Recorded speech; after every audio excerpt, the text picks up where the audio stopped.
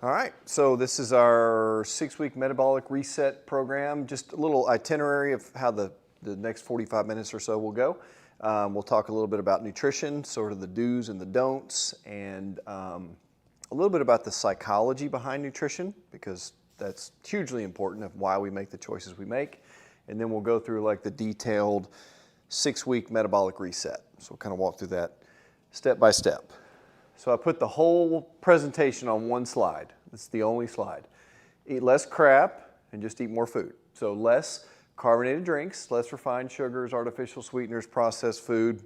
You just got to eat more fruits and veggies, lean protein, omega-3 fats, and water. Any questions? Have a good night.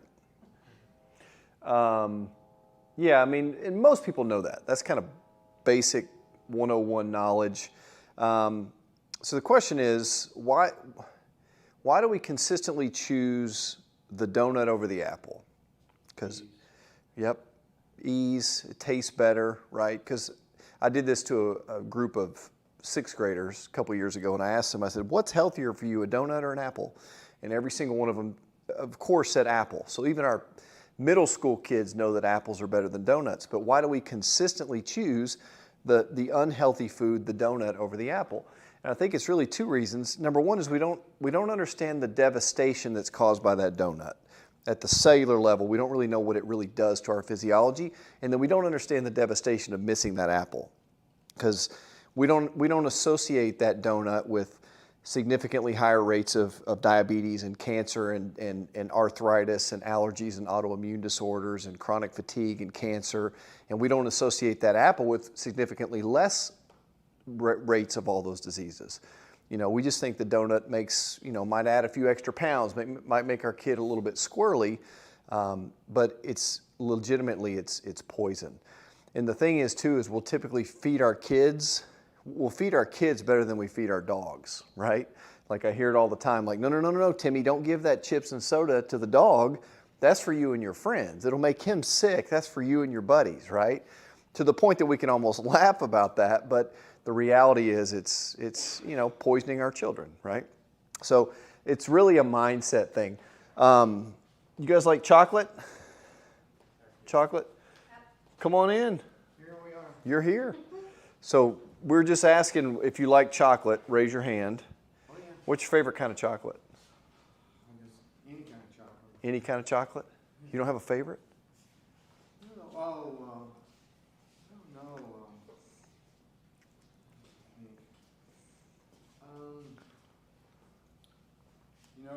Those Lindt. Yeah. But it's just a really fancy kind of. So I like those. good, yeah. Favorite chocolate? Any Belgian chocolate. Yep. I'm more like anything I can bite into and like caramel just gushes everywhere. That's my kind of chocolate. There was a research study a few years ago. They asked women, this is in Great Britain, they said, what do you like better, sex or chocolate? And they all said chocolate because it lasts longer, right? That was a joke. But if I took your favorite chocolate and I laced it with arsenic, so colorless, odorless, tasteless arsenic, would you eat it? And of course not, right? Why? We just changed your belief system. So this food that our mouths would water over, we literally just turned that into something that's repulsive because we changed our belief system, what we think about that food. And that's really the underlying problem, is we don't really think our choices they really don't matter that much. And we've been marketed to death to believe that our choices really don't matter. It's all about your genetics, and you just do whatever you want. Choices don't make that much difference. Listen to the science and trust the experts, right? And the fact is, our choices make all the difference. It's really the difference that makes the difference, is our choice.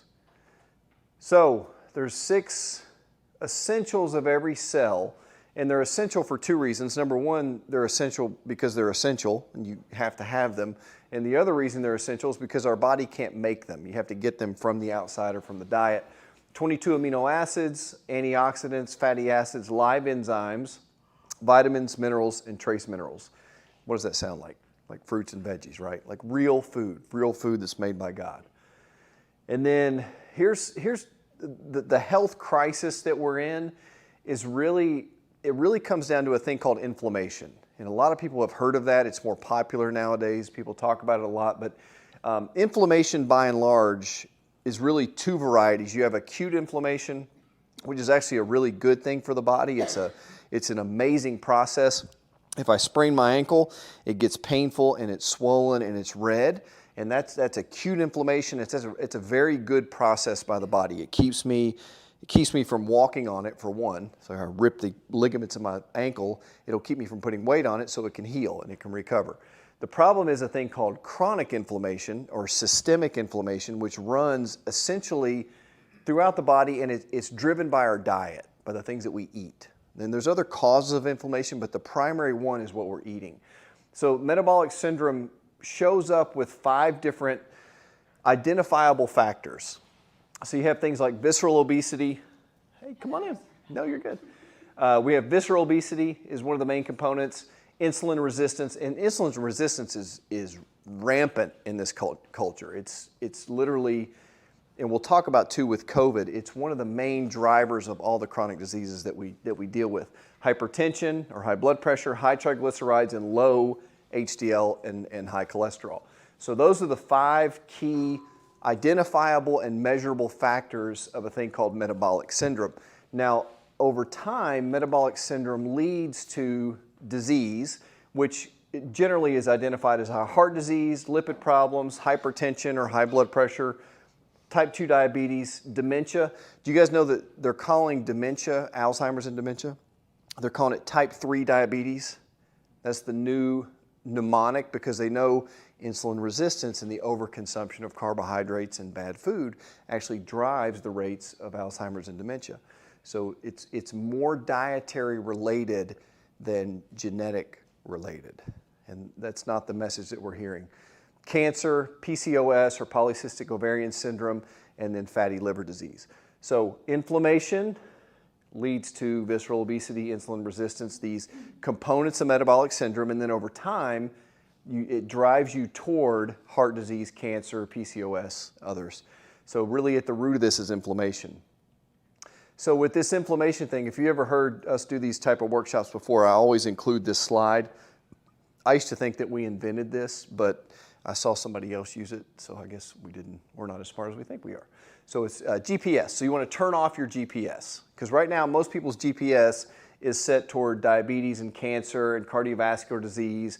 So all the chronic diseases of modern America are driven by this thing called inflammation. So you want to turn off your G, which stands for gluten. And people have heard about gluten sensitivity and people who have celiac disease.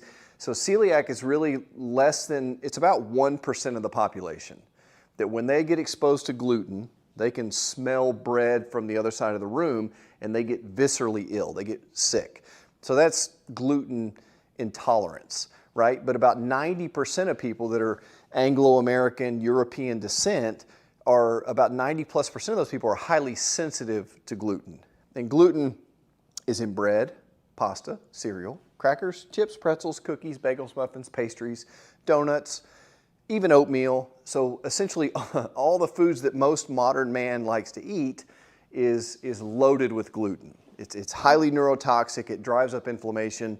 And a lot of people think, well, I'll just get the gluten-free bread, or I'll get the gluten-free donuts or the gluten-free whatever. But the reality is those things tend to drive inflammation too because they turn so quickly into sugar. A good way to remember this is if you eat something and it turns to mush really, really quickly, like bread or pasta or cereal or crackers, then that mush is sugar. So before it even gets to like your digestive tract, your amylase in your saliva has already turned that grain or that gluten into sugar. And gluten causes irritable bowel syndrome, leaky gut. It causes leaky channels within the gut. So then your food is passing into the bloodstream, and then you're attacking your own food as if it's a bacteria or a virus. So G is the first one. There's 2 P's. You have processed food and processed dairy. And we all know processed food's not good for us. That's just, my daughter knows that, and she's 14. Processed dairy, and we'll go into that a little more in a second. And then the S stands for strawberries. No, sugar. Sugar's bad. We know sugar's bad. We all know. Everybody knows sugar's bad. So with cancer and sugar, You guys ever heard of a PET scan? PET scan? So what they do is they inject you with they inject you with sugar that has a radiographic tag on it, and then they put you through a scanner about an hour later, and they want to see where the sugar's collecting. That's how they find your tumor. Because cancer is such a voracious sugar feeder. It loves sugar. It's primarily driven, it's an obligate glucose metabolizer. So cancer loves sugar, so they'll inject you with sugar, and then an hour later they find out where the sugar collects. So cancer is directly driven by sugar and grains and things that turn to sugar, diabetes, neurological disease, autoimmune disease, and then also even COVID. Because we know that most people that have the worst time with COVID are people that have that what's called that cytokine storm. You guys have heard of that? The cytokine storm. That's the reason that the immune system attacks the body in such a way to cause blood clots and to cause lung damage and to cause neurological disorders. Because the thing is, I had COVID about 3 weeks ago now, 2.5, 3 weeks ago, and I had congestion. So I was congested, had kind of upper respiratory throat stuff. I had a very mild fever for like a day, and then I coughed for maybe like a half a day. Now, was I healthy or was I sick? Be careful with this one because it can kind of go both ways, because you kind of sense the trap I'm setting here. Well, you were healthy because your body fought off the virus really quickly. Correct.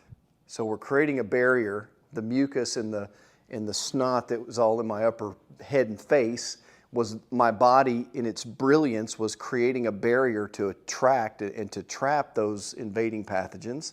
The coughing and the sneezing is the primary way of getting pathogens out of the upper respiratory tract, and the fever is your body's way of heating itself up to kill off bugs and germs and create an inhospitable environment for the virus, right? But we always think, well, you're sick, you're sick. In reality, that's the body doing the right thing at the right time. Now, the problem is when we have metabolic syndrome and we're so front-loaded with inflammation, the immune system creates an inappropriate response. So your body goes haywire and it attacks itself. So it's not, the symptoms that we feel are really the body doing the right thing at the right time. The problem is when it runs just uncontrolled. So we got to make that distinction. Commercial dairy, with commercial dairy, you're not getting the Hillsborough Road cows. You guys ever drove down Hillsborough Road? You see the cows that are all like happy in the field and they're like playing with each other. The babies are running by them, like there's sunshine and grass. Like those aren't the cows that we're getting with commercial dairy. They're literally pasture animals. They're feedlot animals. They keep them in a pen, generally indoors on a concrete slab, and they pump them full of hormones and antibiotics and vaccines. Their milk is allowed to contain a considerable amount of pus. There's parts per billion that they allow, and it's processed with pasteurization. So they actually take something that was probably not too bad, and they heat it up to 168 degrees. What happens to something that's alive when you heat it to 168 degrees? Kills it, right? So it denatures the proteins. It makes the calcium almost completely unabsorbable. Like the calcium from pasteurized cow's milk is almost useless. We consume more calcium than any other culture on the planet, and we have the highest rates of osteoporosis. And what other vitamin are we supposed to get out of milk? D, right? That's where we get our vitamin D. You need about 111 glasses per day to meet your vitamin D requirement. Ain't nobody drinking that much milk. And if you were, you'd have way bigger problems than just the vitamin D issues. So we don't help that. So what do we do? Mother's milk is best. That's ideal. It's the most perfect thing ever made on the planet. Mother's milk is wonderful, but if mom is unavailable, the next best option is raw milk. You ever had raw milk? Never? Never? You had it? How'd you get it? My grandmother had a cow. Oh shit, there you go. Dairy farm, actually. Isn't raw milk illegal in some places? That's a great point. He said raw milk is illegal, and he's 100% right. So you either have to own a cow or you have to do like a drug deal in a parking lot to get your milk, because it's illegal to sell raw milk in the state of Tennessee. You can get cigarettes, but you can't get raw milk, right? It's a thing called listeria. It's hysterical how they think you get listeria. It's ridiculous, right? It's all, anyway, don't get me started on that. So mother's milk is best, raw milk is, in raw milk too, by the way, you just pick out the hair and the dirt, like it tastes amazing, like you'd never even notice the difference, like you aren't kidding. So organic is best. If you got to do milk, we do like almond milk, coconut milk, vanilla unsweetened, goes in my smoothies, it's fantastic. More calcium, a little more vitamin D, it's just as good. Or at least get organic because you're getting rid of some of the hormones and the antibiotics and that kind of deal. And yeah, raw's the ideal. But the problem is it's not just milk, it's also cheese and it's also ice cream and it's yogurt and it's all these other dairy products that we get that come from these unhealthy cows. So I just lost half the room because you can't eat your bread, pasta, cereal, crackers, chips, pretzels, cookies, bagels, or oatmeal. And then we lost the other half because now we can't do milk or cheese or whatever else, unless it's from raw organic, ideal. So we'll get to more. We need more protein. So there's a lot of myths. I hate the term misinformation because that's kind of all people say these days. But there's a lot of misinformation when it comes to nutrition. Everybody says we need more protein, we got to get more protein. The key is we need enough. So we don't need more, we just need an adequate amount of protein. So someone who, is a child doesn't need as much as someone who is a bodybuilder, or someone who's elderly doesn't need as much as someone in their 20s who runs marathons. So it's based on your activity level. And the key is the source. The health of the animal, it makes all the difference. So if the animal was healthy, then it's a healthy source of protein. So if the cow was healthy, it's a healthy steak. If the chicken was healthy, it's a healthy egg. It's a healthy chicken sandwich or a chicken breast, right? So it's all about the health of the animal. The problem is when we go to the grocery store, we've got like the organic meat, and then we got the conventional meat, the free range, the non-GMO, antibiotic free, and then we got like the Kroger style meat. And it kind of looks the same, probably smells the same, and sort of tastes the same, right? Or close. But one's like $12 a pound and one's like $6, right? So the hard part is in the grocery store. All the decisions happen at the checkout aisle. All the decisions happen at the point of purchase. That's what we got to remember. So here's a question, and you'll all answer it the right way because you know the right answer. If we spend money on things that make our bodies healthier, is that an investment or is that an expense? It's an investment, right? We all know that, right? We got to take our food budget and our exercise expenditure budget and chiropractic budget, whatever, that makes us healthier. We got to take that out of like the cable TV and the cell phone and the Netflix category and kind of move it into like the investment, not the expense category. Because our bodies, with this one body we get, this meat vehicle, so to speak, is the one thing that we get to carry us through life, to spend time with our grandkids, to be able to serve and do things at our church and volunteer in the community. Like how healthy we are dictates how much of that we're able to do. And too much protein converts to sugar. So if you eat more protein than your body can use at a sitting, then the excess of that turns to sugar. Most men, it's like 30 grams, 35 is the max you can absorb in one sitting. Most women's like 20, 25 maybe. If you get a big chicken breast, it's like 50, 70 grams of protein in one sitting. Like your body can't do anything with that, so it converts it into sugar. So it turns to fat, that kind of thing. So healthy cows, Hillsborough Road cows, that's not Hillsborough Road, but that's what they look like. And those are like your traditional feedlot cattle. More stress hormone, they're eating grain. What happens to an animal if you keep them sedentary and you feed them grains all day? They get fatter and they get sicker. So basically, that's like us. We're like feedlot cattle, right? We just eat grain all day and we watch Netflix and we become like feed. And we're pumped full of vaccines and antibiotics and everything else. So we're essentially mimicking feedlot cattle in a lot of ways. And then this is the healthy chickens that kind of hang out with the cows. And then that's the so this is a chicken coop, and it's over top of the tilapia farm. Do you know why they do that? It's twofer. Yeah, it's a twofer. Yeah. So the droppings feed the tilapia. Tilapia is frankenfish, by the way. There ain't no such thing as a wild-caught tilapia, an organic tilapia. It is a man-made, manufactured, just toxic, beyond all toxic animal. And the problem is if you get those fish sticks, Gordon's fish, whatever, those are just purely like, just picture the chicken pooping into your fish stick. That'll help. That'll change Farm raised, and then when they get like the wild caught salmon versus the farm raised, they have to add like a orange dye to it to make it look like it's prettier. So, and by the way, with fish, smaller fish are better. You want to avoid your bigger. You want to eat fish with gills, like ones that actually swim. They don't just crawl along the bottom of the ocean eating the poop of everything else that drops down, right? Because they bioaccumulate toxins. But you also want to eat the smaller fish because the bigger fish eat the smaller fish. So they accumulate toxins, right? But who doesn't love a crab leg and a shrimp scampi, right? With nutrition, by the way, once you become metabolically flexible, which we'll talk about how to do that in a minute, then it's the 80-20 rule. So it's 80% healthy, it's 20% American. So 80-20. So you don't have to be perfect, you just got to do 80-20. A lot of people are like 80% American and 20% healthy, right? I eat a salad every now and then, right? So we got to switch up that equation just a tad.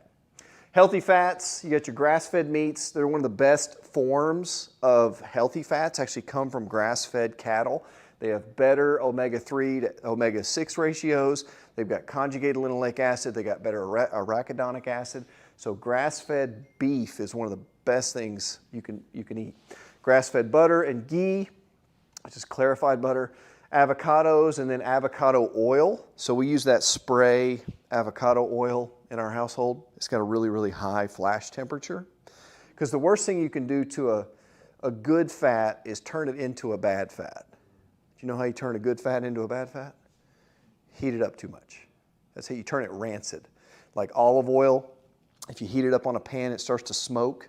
You just turned a good, healthy fat into a bad fat because it turns rancid under extreme heat. So tree nuts, not peanuts. By the way, peanuts are legumes. They grow on the ground. They're not nuts. They are moldy and they're high in omega-6s versus the almonds, macadamia, pecans, walnuts. Those are high in omega-3s. So you want to get your tree nuts, the ones that grow up in the trees. Fatty fish, herring, yuck. Mackerel, yuck. Sardines, yuck. Salmon, yay. I'll do that. So I'm not a big fishy fish. Anybody eat like sardines? You like? Yeah, I get my sardines like from Italy, man. From Italy? Yeah.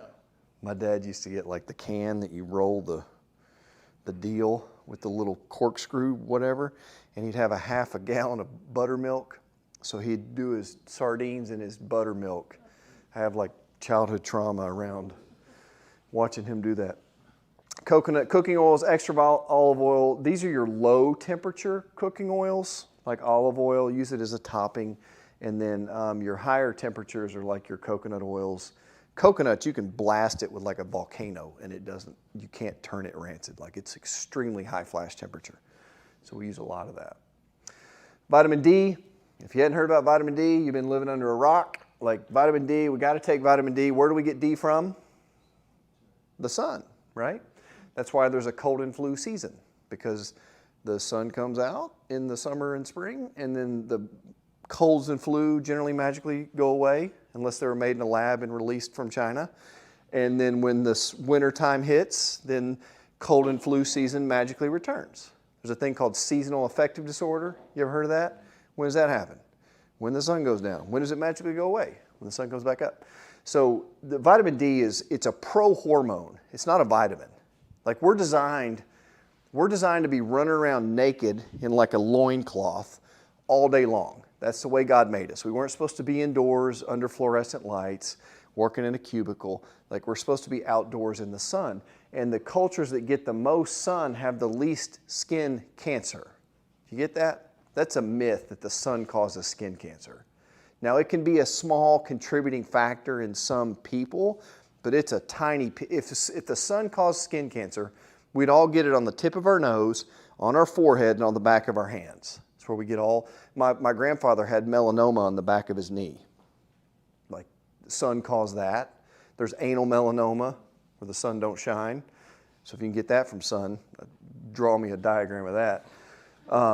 So yeah, it's not the sun. We need the sun. We got to have the sun. And vitamin D is a prohormone. It's associated with the immune system. It's associated with about 6 different cancers in low vitamin D. The key is you got to get your blood level above 60. So if you go to your doctor and you get the blood test, they say, well, your vitamin D is fine. Well, that means you were above 30. So the medical range for normal, if you go to the traditional medical world, is between 30 and 100. As long as you're above 30, then you're fine. Well, 30 is the cutoff for rickets. There ain't nobody walking around with rickets much anymore. I don't see that very often. So you got to get above 60 to reduce your risk of colds and flus and problem of the immune system, and diabetes. Type 2 diabetes is associated with that. It's literally a vital hormone for the body that we have to have. This was an interesting research out of Asia, where they took percentage of COVID cases, and these were people that were critical, and these were people that were severe cases. These are kind of your ordinary cases, and these were your mild cases. And this is someone whose vitamin D level is less than 20, which there's a lot of people in America who have vitamin D levels that are less than 20. And this is 20, 21, 29, and then the green is above 30. Again, cutoff for rickets, not like 60 to 90. These are people who are like on the borderline of getting a bone softening disease because they're so deficient, but they're considering them like the normal people. So the people that were critical, most of them had either severely low vitamin D or really low vitamin D. And then you'll notice, like, the better your vitamin D level gets, the milder your symptoms and your caseload gets with COVID. Like, why is nobody, if Fauci would have been talking about that for the last 2 years, the number of things that we did not talk about that we could have over the last 2 years that would have changed the whole scope of this problem. But no, it's all about masks and keep 6 feet and hand sanitizer and shots. It's all we talk about. It's really criminal when it comes down to it. And this is a simple, easy, we could have gotten everyone in America's vitamin D level above 60 within 90 days. Easy. It's cheap, like literally, we have a dropper form that will probably last you like half a year, and it's like $30 for a whole dropper full, for a whole container worth of it. So it's ridiculously simple. But there's no money in natural products. You can't patent vitamin D because it's found in nature. So there's no drug company that's doing double-blind studies, and nobody wants to see if that stuff really works. And it sounds all conspiracy theorist and tinfoil hat, but that's just the world that we're currently in. Metabolic flexibility, that's the key. We want to get you metabolically flexible, because people think, well, forget if I can never eat a piece of bread again, I'm not even going to do all this. Like, who cares? It's not worth it, right? The trick is when you become metabolically flexible, you can do your cheat meals. You can do your vacation meals. The problem is most people have been on vacation since like Reagan was in office. So like it's time to pull it in a little bit, tighten it up, and let's get serious for 6 weeks. And then, then we can back it back down and, have some cheat meals from time to time. So the trick is to get your body to preferentially use fat for fuel versus carbohydrates for fuel. Our body, if you eat sugar, your body will always use that for fuel. If you eat bread, your body will always use that preferentially for fuel. The trick is you have to starve. We'll talk about how this works with intermittent fasting, but you got to starve your body of the carbohydrates for a period of time and then give your body no other option but to use fat for fuel. And your brain would rather run on fat or ketones than it would on carbohydrates. It preferentially prefers ketones, but if sugar and carbs are in the equation, it'll always use those sugar and carbs. It's just the way we're genetically designed. By the way, too, 3,000 years ago, 2,000 years ago, what was our access to sugar? Honey. So you had to climb a tree, and you had to fight off like killer bees, and you had to get their hive somehow, and then you had to get it down onto the ground. Like you had to put your life at risk to get access to sugar. Now we go into twice dailies, and you got like 2 full rows, and it's 99 cents a bar, right? So our access to carbohydrates is really unbelievable. Food by God. Veggies, fruit, nuts and seeds, and then healthy meats. It's really that simple. So 80, 20. 80-20, right? 80% that, 20%. It's really not that hard. It's just we gotta make it that important. It's like the chocolate. If I put arsenic in your chocolate, you wouldn't eat it again because you know it would kill you, right? The problem is we don't view a candy bar. We don't view Skittles. We don't review those things as really all that bad. We just think, you know, who cares? You're making a big deal out of nothing. Everybody's eating it. Well, everybody else is also fat, sick, and nearly dead. We all have cancer, heart disease, diabetes. 1 out of 2 men and 1 out of 3 women will get cancer in the U.S. Was that true 1,000 years ago? A million people will die of heart disease this year in North America. 1 million. Is that because they forgot to take their pills? No.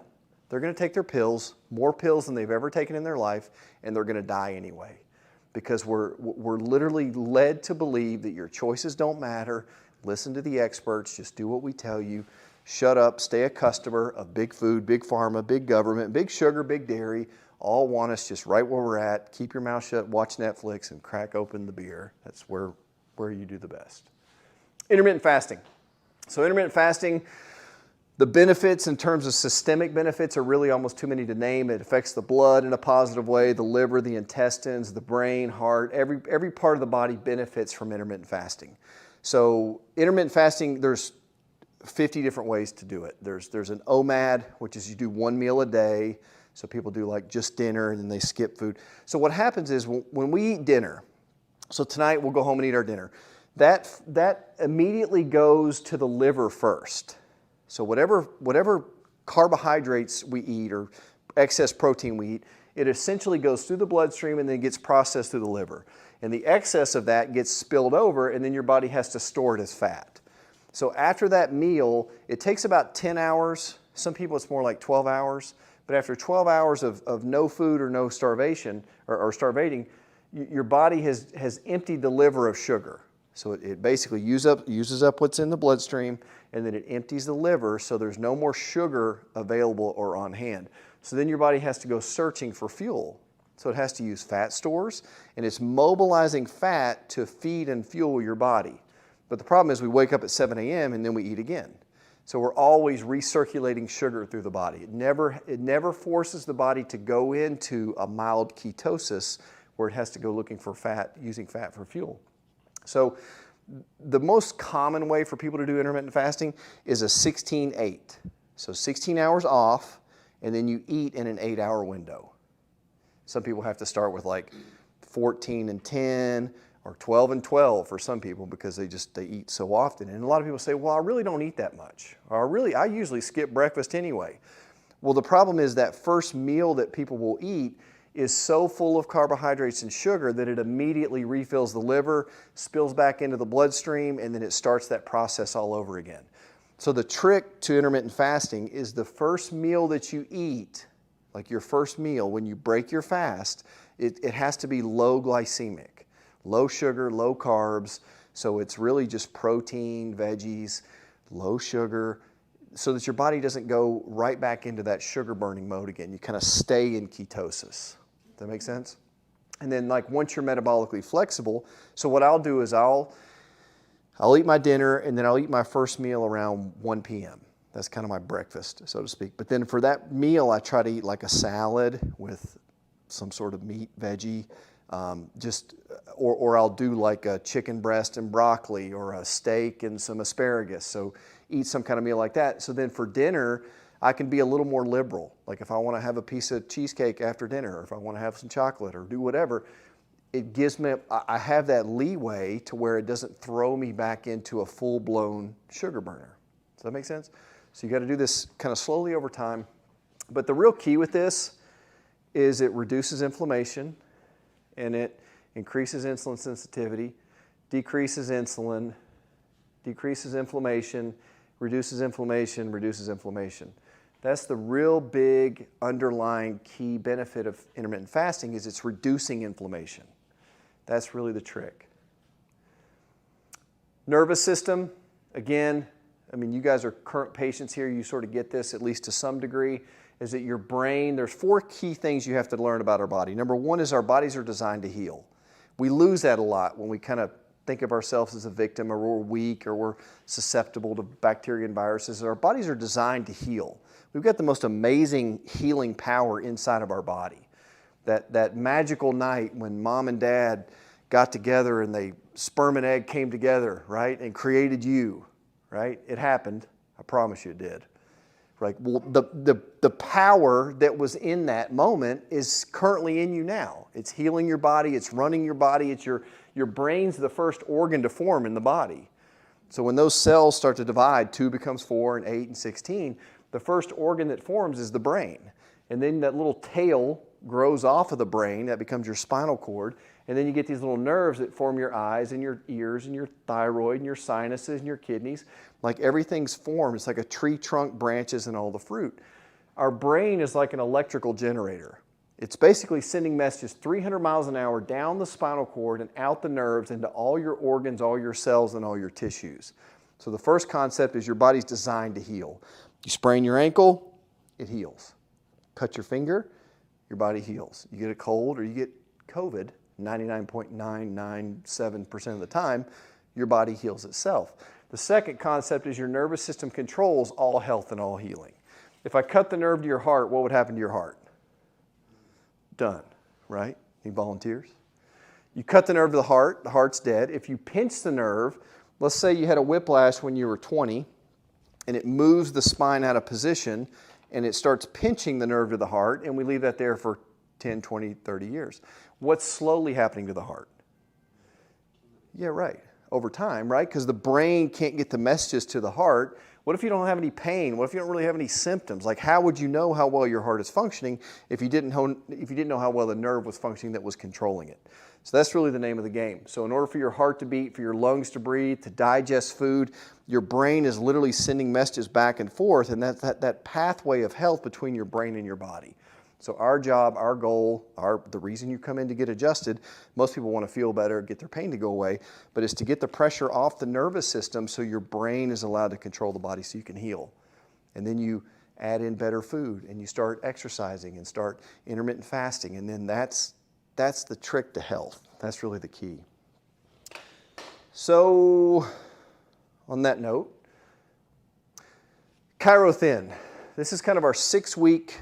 We'll kind of go through some details. I hate that it's called Ciro Thin because it implies that it's just about weight loss. I mean, you can eat prepackaged garbage food from Jenny Craig or whoever that is, and you can lose weight. So everybody can lose weight with different things. All weight loss works. It's just what mechanism are you using to get there, and then is it sustainable long term?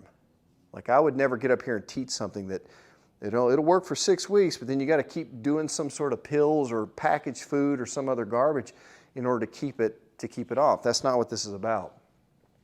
So the background of this, it was developed by the medical community. They worked in weight loss centers, 40 plus years, sound scientific principles, but it works essentially. The U.S. So it's kind of like it's similar to the program that a lot of these people like the ladies that'll have a baby that are Hollywood actresses. That's how they lose weight and get back onto the movie set so quick. Some like athletes will use it if they have to cut weight, and so it helps to. It's the reason, the secret that a lot of people use to get back into shape so quick. So really, it's dietary behavioral modifications. There's no injections, but it does use 2 supplements. So there's 2 supplements that go along with it. There's a product called AGGR, which is green coffee bean extract, African mango, raspberry ketones, and green tea extract. So it's uncaffeinated, but you take it before your meals. So it helps to mobilize, it helps us to suppress some of the appetite, so you're not as hungry when you do eat. But then it's also helping to mobilize fat, so when between your meals, you're actually using some of the fat that you eat in the meal, and it's used for fuel between the meals. So you're actually using it more for energy. And then there's a supplement that you take 3 times a day. It's little drops that go underneath your tongue, which have is it on this slide? I think it's on another slide. Amino acids, it's essentially vitamins, minerals, amino acids that helps to give your body what it needs so that it doesn't feel like you're starving. So that's really the trick is, because if our hunger gets out of control, we'll quit this in a minute. Like if that craving gets too big. So these are the ones you do to help kind of reset the metabolism. The trick with this, so the way this program works, the first 2 days you do a loading phase. So the first 2 days, you want to try to eat at least 5,000 calories a day for 2 days, which sounds like a big old party. When you're sweating through your 3rd bowl of cereal, or you're trying to like get down, like it sounds fun, But 5,000 calories is pretty daunting. Have you ever done that on purpose? Well, the first day wasn't too bad, and the second day for me, I was like, oh my gosh. Like, I'd rather go run 10 miles and try to finish this last. But like macadamia nuts, I didn't know this till after the fact. I could have eaten macadamia nuts have like 1,000 calories in a cup. So you do like 2 or 3 cups of that, snack on them all day. But with those first 2 loading days, you can kind of eat whatever you want. The trick is we want to get the metabolism revved up. So you influx with all that calorie and all that food, and you get the liver to start dumping enzymes, and then that cranks up the metabolism. And then on day 3, we drop the bottom out of it. So you drop the caloric intake way down, and then those are 2 meals per day. So you're doing lunch and dinner for the next 42 days. So the lunch and dinner, you're incorporating intermittent fasting. So you're doing a lunch and dinner with protein, vegetables, and fruit. 4 ounces of protein, 4 ounces of veggies, and 4 ounces of fruit. And there's some men that are like they don't want to lose too much weight, or some people that don't want to lose. We can modify the 6 ounces instead of 4, but it's basically 4, 4, and 4. 4 ounces of fruit, 4 ounces of veggies, 4 ounces of lean meat or some sort of protein source. And that's kind of it. But you do, and this is sort of the short term with this, is you do want to avoid taking in too much fat. So like in this 6 weeks, we would say don't eat eggs because we want to avoid foods that can be potential food allergens. We're detoxing the body of all the grains and the dairy and the bad fats and the foods that cause allergic reactions or have allergenic effects. And then we want to increase just lean, healthy protein, lean veggies, and then healthy fruit. And there's a whole guide that comes with it. So you get your instruction manual, you get your friendly recipe guide, and we'll show you some pictures of some of the foods, but it's really some of the best food. We started cooking off this and like, gosh, this stuff actually really tastes good. And then you can bulk it up with like a lot of the free vegetables.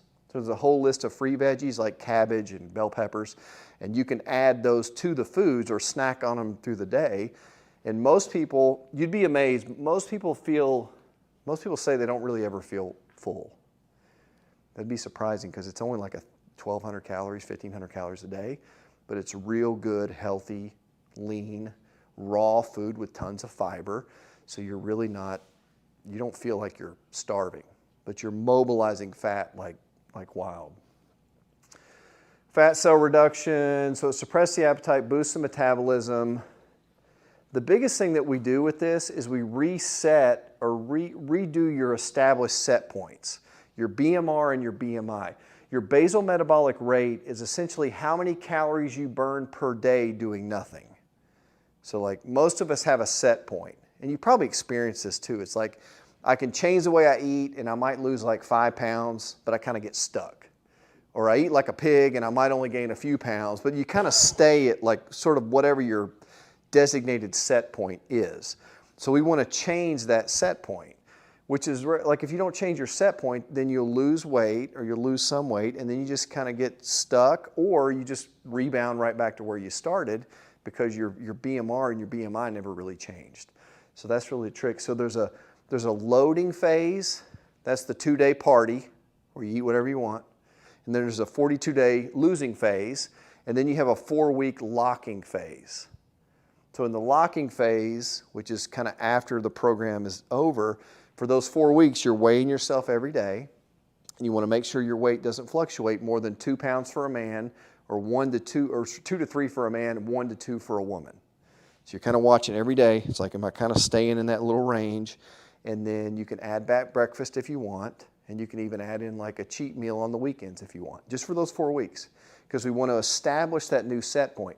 So you load and then you lose, and then you lock that weight in. And then if you want to lose again, then you lose again, and you lock it in, lose it in. So it's a progression so that you don't just rebound and go right back to where you started. That's the biggest frustration people have is like, yeah, I did the program, I did great, I did Atkins, or I did Whole30, or I did whatever, but they never kind of stuck with it. So you got to figure out a way to do this for life. The problem with some of the medical weight loss stuff, it's very expensive. You do injections. They're doing, like excessive fat loss or liposuction. You're always hungry. Some of the biggest complaints there. Behavioral guidance, burn fat, suppress hunger, eliminate cravings, and then reestablish those new set points. That is the name of the game.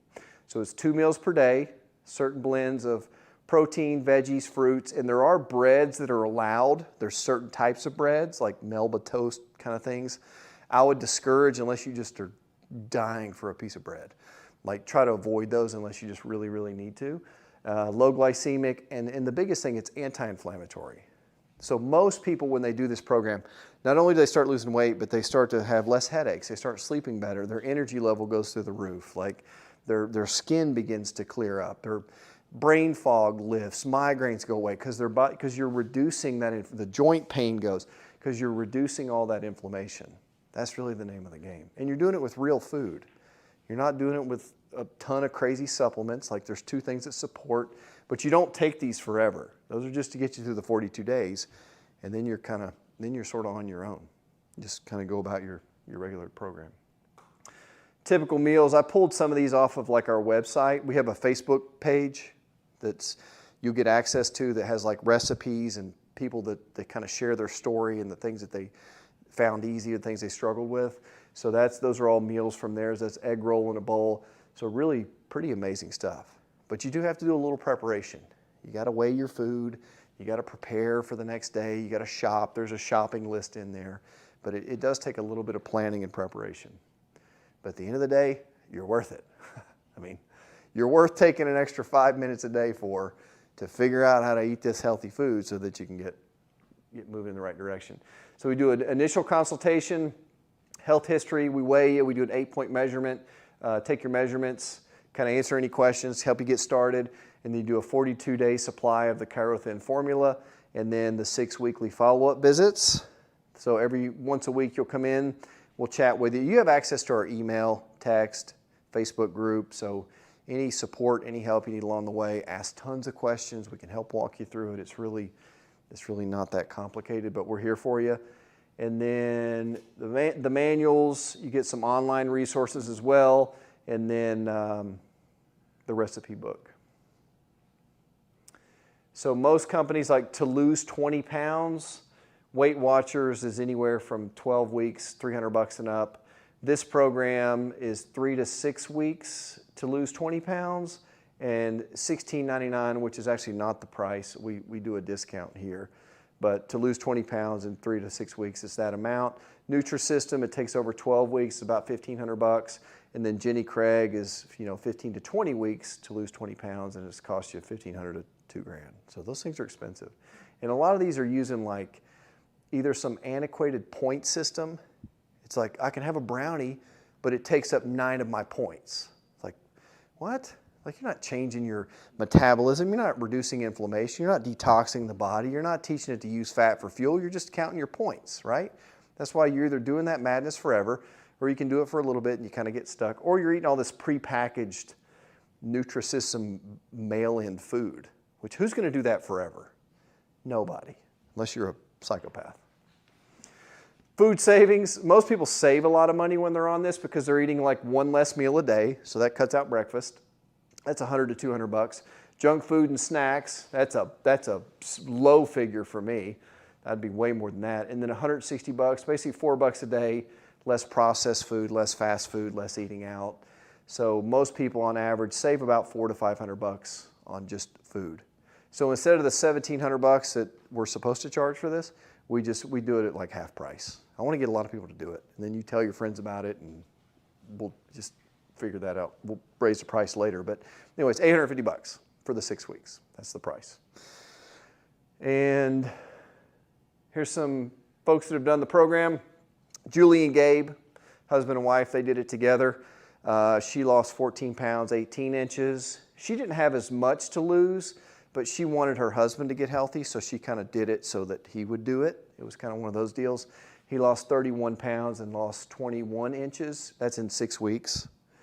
And then this is Sheila. She lost 29 and 29, so she lost 29 pounds and 29 inches in 42 days. She kind of slipped up a little bit in the holidays, and now she's kind of jumping back on board. I think she got back on January. but she doesn't have to pay again. She's got all the recipes. She knows what to do. She just got to get back on track. This is a marathon, not a sprint. So if you screw up, fall off track, get back on track. That's the name of the game. Bert's my man. So 36 pounds and 21 inches in 42 days. Of course, men could skip one breakfast and lose 5 pounds, right? It's not fair. I know. But you guys are the more important gender. Like, that's why we're more expendable. So we can lose weight easier, but you guys are more important. And he's actually standing less crooked because he got under chiropractic care at the same time. So Bert's great. And then he got married. He did this because he was getting married, so he was kind of losing for his new bride. And she lived out of town, so she hadn't seen him in like 2 or 3. She didn't see him from here to here. So she showed up and she's like, oh, this is who I get to marry. So, and energy got better. He works like a weird third shift, so he's tired all the time. He's yawning in the office, so he didn't change his schedule. He still works third shift, but he's packing his little lunch and he's doing it. He feels better, sleeps better energy, and he gets to live with a bride now that they get to go walk on the beach and do whatever middle-aged people do when they get married and they don't have any kids, right? And then this Michelle, she's another one of those that she did it mainly because of her husband, but she lost 18 pounds, 10 inches. If you go on that Facebook group, most of the recipes are hers. Like, she was just voracious. Every time she'd try something new, she put a new recipe on there. And then this is her husband, Porter. So he was one of those, something's going to kill you anyway. Like, why even? You got to die of something. He's one of those guys. Had his bourbon every night kind of guy. I think he lost 40 or 50 pounds in the first 8 weeks, and then he did the program again. And this is almost a year later that he's just kept it off. And I asked him, I said, do you think it's easier or harder than you would imagine? He said, it's 1,000% easier than I'd ever thought it would be. He said, I thought, that, because and he made the good point. He said, I always associated with getting healthier and changing my diet. I always associated that with deprivation. Like, that was just depriving me of something. But he said the real deprivation was being tired all the time, passing out on the couch, not being able to play with my grandkids. Like, that was the real deprivation. It wasn't the changing my diet and eating healthier. He said it was what I was missing with my family. So that's what this is all about. All right, that's all I got. Any questions? Concerns? Complaints? Explain the loading thing again. The loading? Yeah, I didn't understand how that. So it's 5,000 calories a day. What does it do? Oh, so it stimulates the metabolism. So you're taking these drops during those 2 days. So you're creating kind of a memory with the body when it's getting these nutrients and the calorie consumption goes way up. Then when you pull the calories down on day 3, you're still taking the supplement. So it helps your body kind of remember to keep the metabolism revved up. So you're revving up the metabolism and then you're pulling away the calories and you keep your metabolism revved up. Eating more than you're eating thing. Correct. Yep. So it's set at the 5,000 and then you trick it into thinking it's still. Correct. Most people kind of eat the way they normally eat and then they go on a diet. Well, then your metabolism kind of stays there. And then this ramps up your metabolism and then the calories drop out and then it stays at a higher calorie per day set point. The better you load, the better you lose. Because people say, I'll do 3,000. That's enough. This is ridiculous. Why am I trying to lose weight? Why am I eating too much? The better you load, the better you lose. And if you don't hit your 5,000 calories, you stop the program and you wait a week and then you start over again with another loading day. Like, do not mess up the loading day. That's the difference that makes all the difference. Well, it's not the difference that makes all the difference, but it's a big piece of the puzzle. And water. You got to do a gallon of water a day. Everybody's like, oh. That's a big one. And then that's a big part of the detoxification process too. Like, you're literally detoxing the liver, the colon, the bladder, the kidneys. Like, you're literally flushing the body. and it helps to curb hunger as well. Aren't fruits higher in sugar? Why would you want to have the same 4, 4, and 4 when more sugar is in fruits? They are. You can get, well, sugars offset that a lot with fiber. But yes, your lower glycemic fruits are better. So like berries, blueberries, raspberries, strawberries, lemons, limes, which you're not going to eat 4 ounces of a lemon unless you're crazy. Apples, Granny Smith apples are better.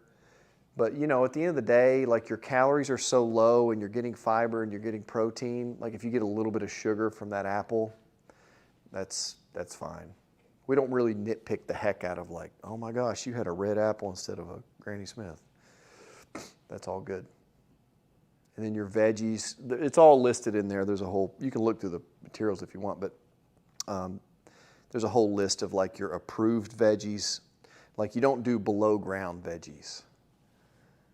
Like you want to stick to like stuff that grows above ground, not potatoes and things like that. So that's the key. 6 weeks. Bikini season's around the corner, that kind of thing. Awesome, guys. Questions? Does this principle work without the supplements, or is that, I mean, I know. Yeah, I was going to tell you that too. Yeah, you don't have to do the program. You don't have to spend the money. I know that supports, but do the principles that you like, Yes. loading and everything still work? Loading, I don't know the efficacy of the loading phase. I'm glad you brought that up.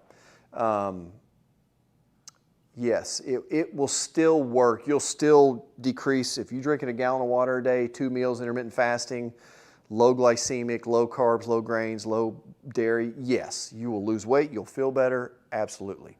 Comparatively, like is it 10 less pounds or 4 less? I don't know. And that's the thing too, is you don't have to pay for a program. Like you can do all this on your own. You just go do it. What I've seen though in the years of doing this is the people that don't have like some accountability in a program and a little bit of skin in the game. If I gave this, I used to do nutrition classes for free for 15 years. I'd do them for free. Here's the program. I'd have like one lady who was a diehard. She'd always come to the same workshop every year. She's the only one that would do like the 30-day challenge. Like no one else. But when I start charging for it, it's like magically people want to do it. It's like, what is that? Maybe it's therapeutic to actually pay for things because we stay accountable and we actually put the work in and we don't cheat. And so there's something to that. That's why we do it at half price, is just to get people to do it. Like just do it. So anyway, thank you guys.